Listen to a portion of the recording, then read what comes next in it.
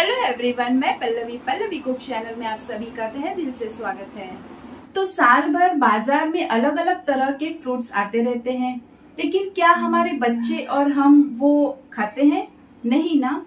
तो ऐसी आज हम रेसिपी लेके आए हैं कि जो डेजर्ट है, टेस्टी भी है और फटाफट से बन भी जाती है और बच्चे बड़े सभी एक ही समय पर सभी फ्रूट एंजॉय कर सकते हैं। तो ऐसी रेसिपी आज हम बनाने वाले हैं जिसका नाम है फ्रूट एंड नट कस्टर्ड। तो आज की ये रेसिपी ऐसी है जिसे दोपहर के और रात के खाने के बाद आप जब खाओगे तब आपको मजा ही आ जाएगा। तो इसके पहले भी हमने चैनल के ऊपर एक डेजर्ट की रेसिपी शेयर की हुई है, उसकी लिंक मैं आपको डिस्क्रिप्शन बॉक्स में दे दूंगी, जिसका नाम है ब्रेड मटका कुल्फी। तो उसे भी आप जरूर चेक करें।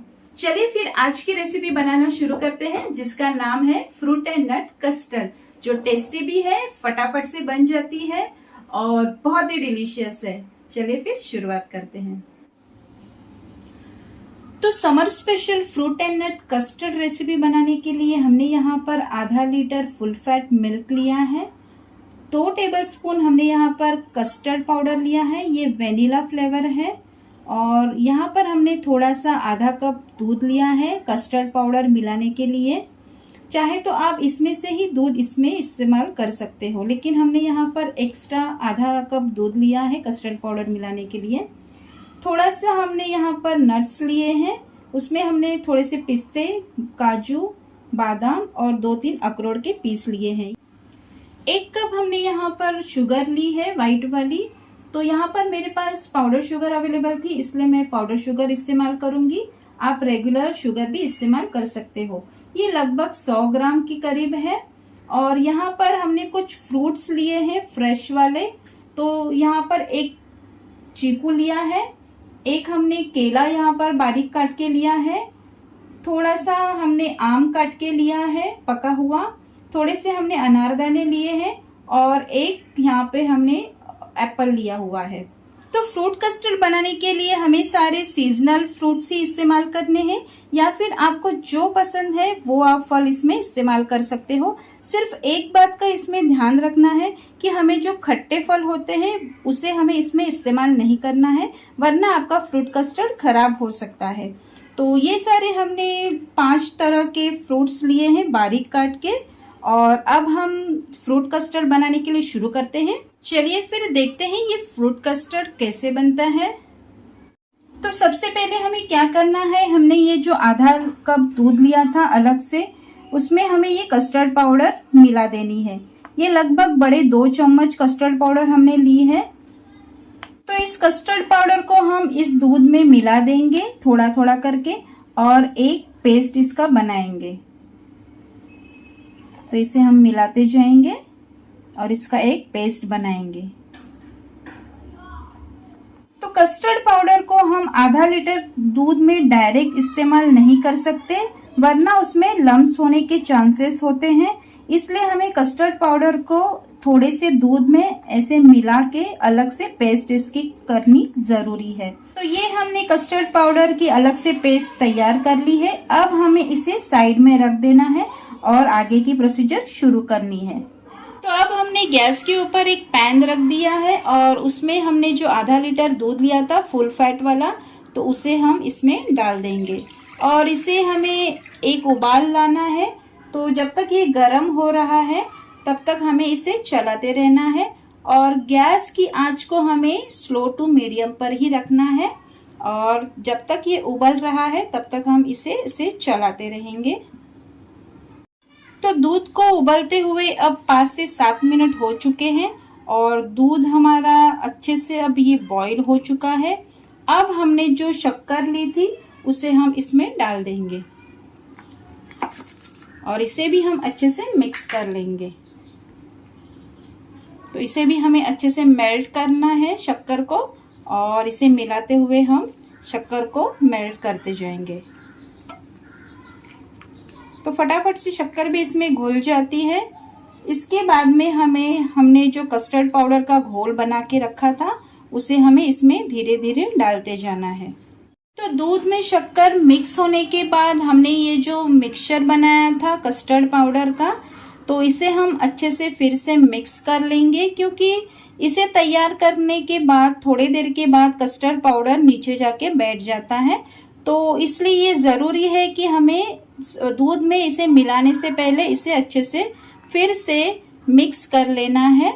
और इसे हम थोड़ा थोड़ा दूध में डालते हुए इसे मिक्स कर देंगे। इसे हमें डायरेक्ट डालना नहीं है, इसे हम थोड़ा थोड़ा मिक्स करते हुए ही इसे चलाते चलाते इसे मिक्स कर लेंगे। तो इसे हम अच्छे से मिक्स कर लेंगे ताकि इसमें लम्प्स ना हो। हमें पूरी कंसिस्टेंसी इसकी स्मूथ ही चाहिए, तो इसे हम थोड़ा थोड़ा इसे मिक्स करते जाएंगे।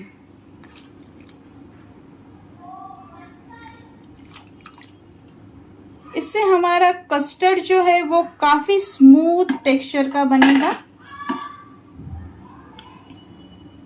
कस्टर्ड पाउडर का घोल मिक्स करने के बाद अब हमें गैस की आंच को धीमा रखना है और इसे चलाते हुए ऐसे हमें इसको पका लेना है। कम से कम हमें 5 से 7 मिनट तक इसे अच्छे से पका लेना है। तो धीरे धीरे हमारा ये मिश्रण गाढ़ा होता जाएगा और इसे हमें ऐसे ही नहीं छोड़ना है, इसे हमें लगातार चलाते रहना है, वरना इसमें लम्प्स होने के ज्यादा चांसेस रहते हैं और हमें ऐसी जो स्मूथ कंसिस्टेंसी चाहिए वो नहीं मिलेगी। तो हम इसे चलाते हुए ही इसमें बॉईल लाएंगे ताकि इसमें का जो कस्टर्ड पाउडर का कच्चापन है वो निकल जाए। तो कस्टर्ड के मिश्रण को पकाते हुए अब हमें 10 मिनट हो चुके हैं और अब हमें गैस की फ्लेम को बंद कर देना है और ये हमारा कस्टर्ड अब तैयार हो गया है। तो ये कैसे पता चले कि हमारा ये कस्टर्ड तैयार हुआ है या नहीं? तो हमने ये जो स्पैचुला लिया है इसके पीछे पूरा कस्टर्ड का लेयर तैयार हुआ है और इसमें से एक बार हम ऐसे लाइन खींचते हैं तो आसानी से लाइन खींच रही है। इसका मतलब है हमारा कस्टर्ड अब तैयार है और इसे हम थोड़ी देर इसे चलाते हुए ठंडा कर लेंगे। फिर ठंडा होने के बाद ये और भी गाढ़ा हो जाएगा, इसलिए हमें इसकी ऐसे ही पोरिंग कंसिस्टेंसी रखनी है। तो इसे हम साइड में अब रख देते हैं ठंडा होने के लिए।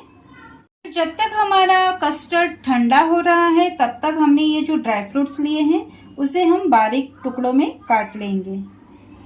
तो हमारा ये कस्टर्ड अब अच्छे से ठंडा हो गया है, इसे हमने बाहर ही पूरी तरह से ठंडा कर लिया है।